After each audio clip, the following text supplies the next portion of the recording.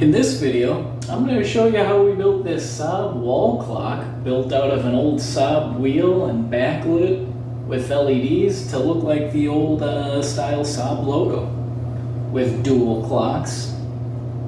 To start that, we need to cut this down, and I think we're going to cut it right at this seam right here.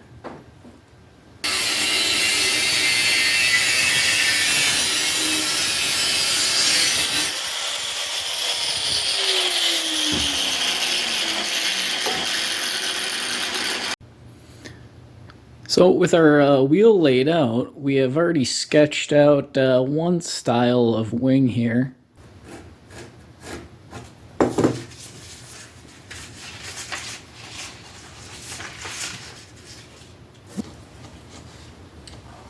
So then using our template here, we're going to trace out our wing shape on this, this 3/8 plywood.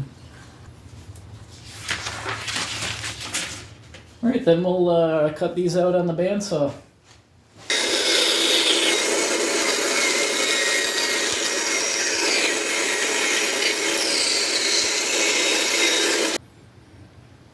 So we have both of our wood pieces cut out. You can see it's starting to become a pretty large clock.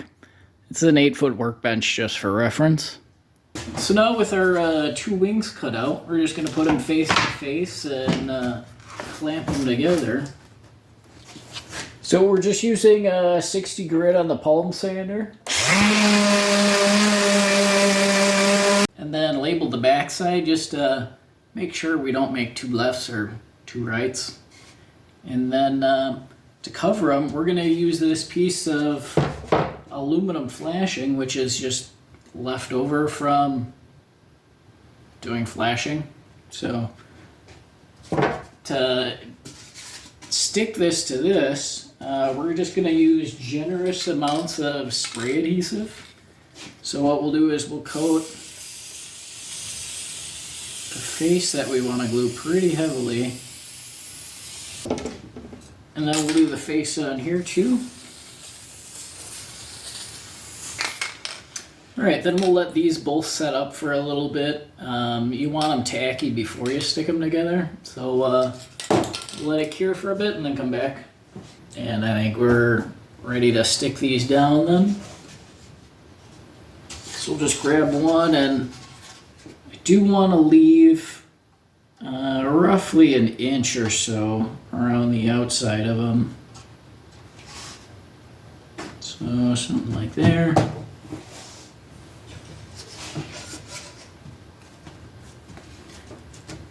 And then just kind of press them down.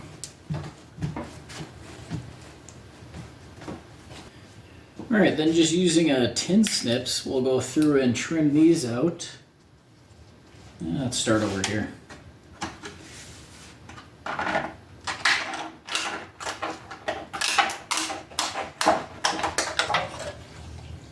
So now that we have this all glued up and it's dry, we can start bending up our edges. But the easiest way to do that is right in these corners here, we need to cut relief cuts so that it'll allow it to bend. So just aiming for the middle of the radius, and then down here as well.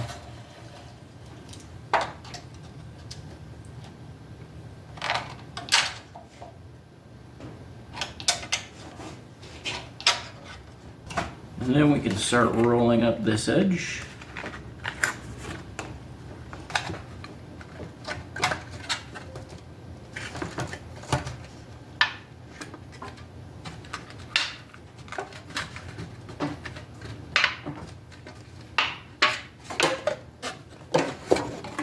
Alright, so we got a decently crisp line on there.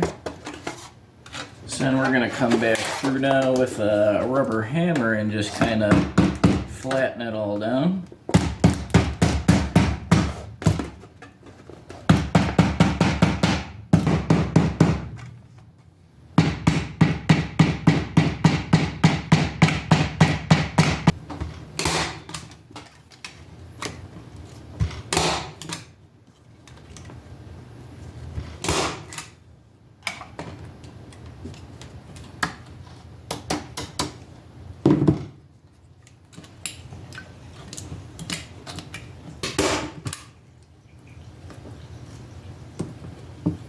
we're gonna use 1/8 inch pop rivets to, just kind of add in this pop riveted look.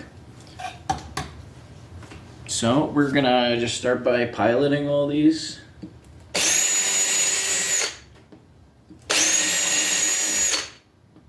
Use an 1/8 inch pop rivets. We'll use an 1/8 inch drill bit and come through and open all these up.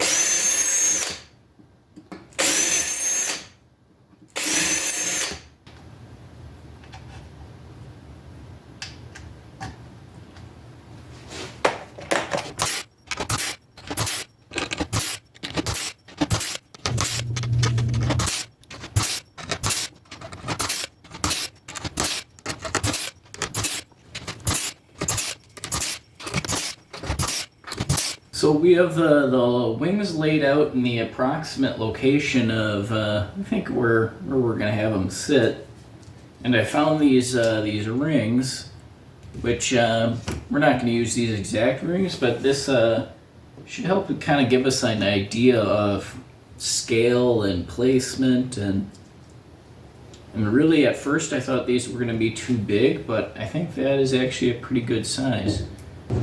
So we have all of our rings cut out for making our thruster clocks, and we just used 3/4 inch MDF, and then we'll just glue and stack them all and then shape them after it's roughly molded. So I'm going to start with just laying down a generous coat of glue on here. Alternating seams, we're going to stack the next row on there.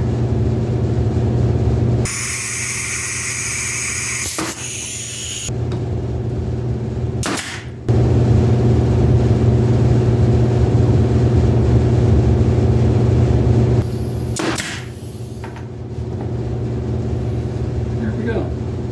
So there's one ring glued up and one more to go.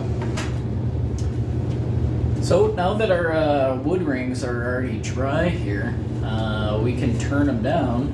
Normally that would be something I would do on the wood lathe, is to bring them all true and level them out, kind of reshape them into more of that the shape that we want. But since that's down, we're going to be using the metal lathe. And here's an example of one that I already did. So you can see we shaved off the outside, rounded that front edge, and then cleaned it up at the inside, and then brought it back into true because it was probably out in an 1/8 quarter in some spots, which that's going to happen when you just start gluing or rough cut pieces together. So let's chuck this one up and start turning that down.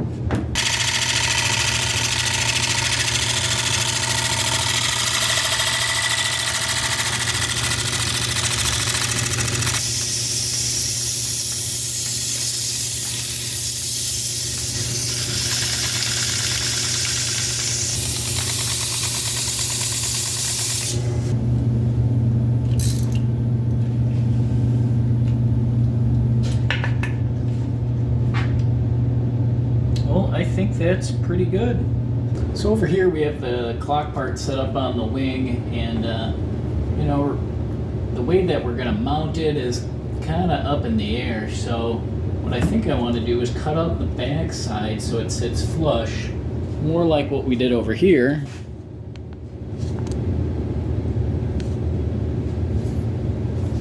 So on the back side it's just cut out, so then that'll get mounted directly on the back there.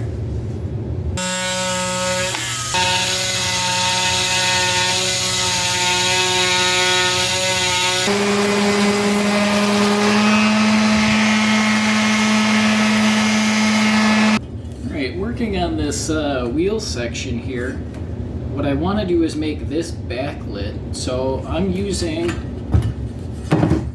a piece of polycarbonate, and what we're going to do is trim this out to the inside dimension here, and the easiest way to cut this to fit in there is, just trace it, and then we'll end up cutting 2 more circles to fit inside of the lower rings too.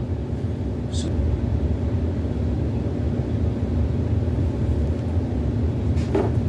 Alright, then we have our circle drawn out. We'll just cut this out on the bandsaw. To mount the wings on the wheel here, what we took is a piece of angle aluminum and then just cut a bunch of cuts in it, drilled a bunch of holes, and that way we can bend it to fit the outside of the wheel here.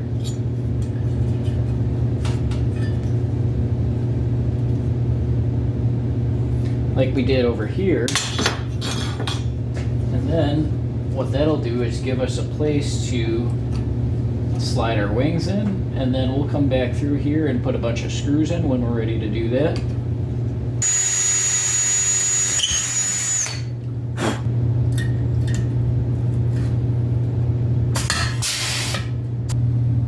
After painting the wheel, it turned out pretty good, and then we painted the rings the same time and the same color, but this one turned out pretty decently. I got like a little bit of like wrinkling right here, but for some reason this one just kind of cratered all the way around. So we'll probably sand that one down and just throw another coat on it. Not sure why that happened, but same paint, same subsurface, I'm not sure. So at this point, we're ready to take our polycarb. You've seen me do this in other videos where basically you just sand one side with 220 and then leave the other side shiny. Well, but then we'll just drop that in there. And then to secure that in place, we're just going to use hot glue. So just running that around the outside edge. Just kind of filled it in some spots, and I think that'll look good. Working on this wheel section, we also made that plate for this. Alright, then we can start figuring out our LEDs for this too. And we're going with 12 volt 50/50 size chips. Here's a strip that we had already cut. So then we'll just wire these all together and then run around the inside. We have all of our LEDs cut to length here, and all of our wires added in. But before we actually put the LEDs mounted in there, we do want to test them, make sure that they work, that our solder joints are all good. That one's good, and I already checked the others, so at this point we're ready to put LEDs in there then.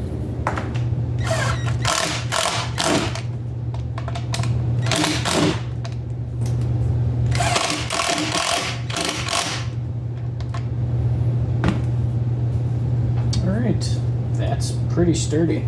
Put those on. Slide in the clock.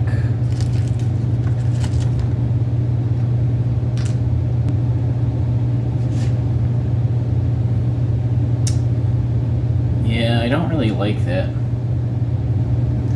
Might end up coming up with a circle that covers that on the face. So to fix the issue that we had with seeing that clock mechanism back there, what we did is we just cut 2 little circles out of some of the leftover the aluminum flashing, and then that hid the back part. So that's what we look like with those on. I think that looks a lot better. Right now we can start mounting up our clocks here. And to locate the holes, I'm just using a pop rivet, and that should get me started at least. Alright then, we'll just repeat the same process on the other wing. Alright, we have all of our wiring wired together. I like how I routed this side better, but then we just have everything kind of hot glued to the inside of the wheel there, and then ran down to one of these like quick connect barrel connectors, which I don't like using, but it's the only thing that I had. See, it didn't even say rigid, so we'll probably end up swapping that out, but let's flip it over and see what it looks like.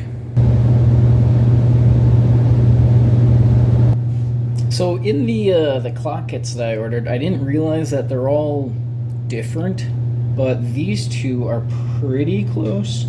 So I'm hoping what I can do is make them both look similar by modifying these.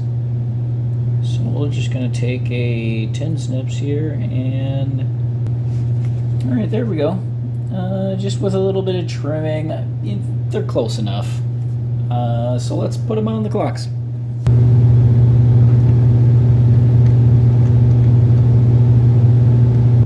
And to finish it all up, we have a new center cap for it.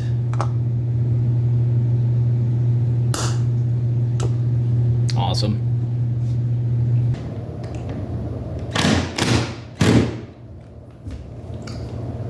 Well, I think that hit the stud. That should be fine. All right, let's hang it.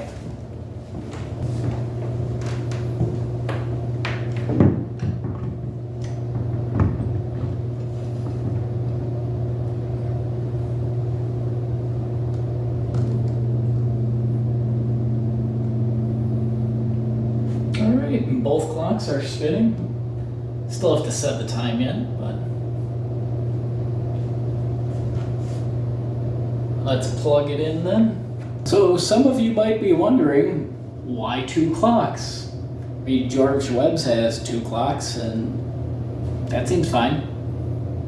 But I think what we're gonna do is we're gonna set this one to my time zone and maybe this one to Trollhättan where Saabs were built.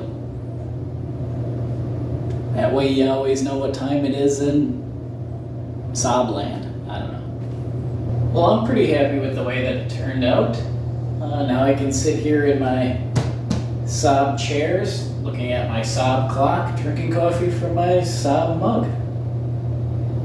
Hope you guys enjoyed this Saab story, and until next time, take care.